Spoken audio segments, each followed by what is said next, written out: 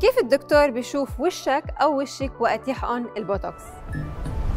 نحقن البوتوكس بعضلة الماسيتر للأشخاص اللي بيكزوا على أسنانهم كتير أو بتكون العضلة قوية وبارزة عندهم أكتر من الحد المعقول، وهي من عضلات المضغ القوية وبتتكون من ألياف سطحية وألياف عميقة.